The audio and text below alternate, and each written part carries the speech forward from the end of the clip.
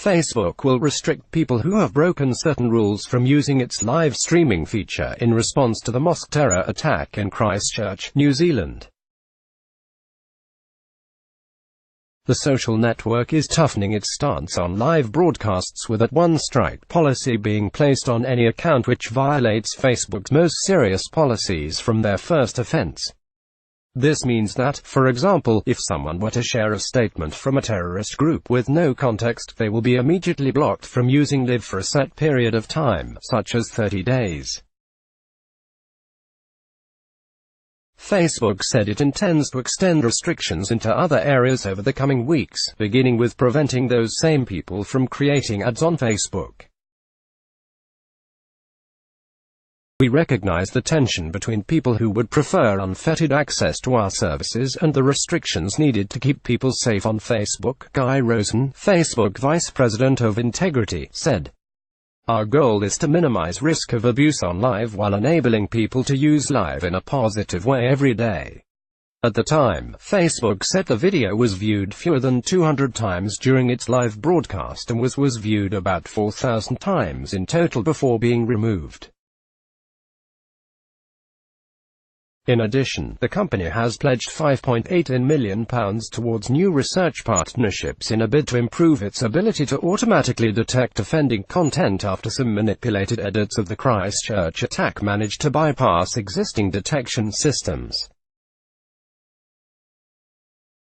Data on all screens equals true. Readability equals 31.5 greater than sorry. This content isn't available on your device.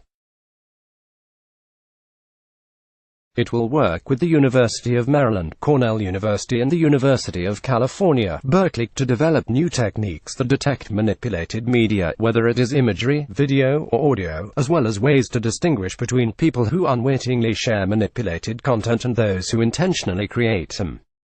This work will be critical for our broader efforts against manipulated media, including deepfakes, Mr. Rosen continued. We hope it will also help us to more effectively fight organized bad actors who try to outwit our systems, as we saw happen after the Christchurch attack. Google also struggled to remove new uploads of the attack on its video sharing website YouTube. During the opening of a Safety Engineering Center (GSEC) in Munich on Tuesday, Google's Senior Vice President for Global Affairs, Kent Walker, admitted the tech giant still needed to improve its systems for finding and removing dangerous content. In the situation of Christchurch, we were able to avoid having live streaming on our platforms, but then subsequently we were subjected to a really somewhat unprecedented attack on our services by different groups on the internet which had been seeded by the shooter. Mr. Walker said.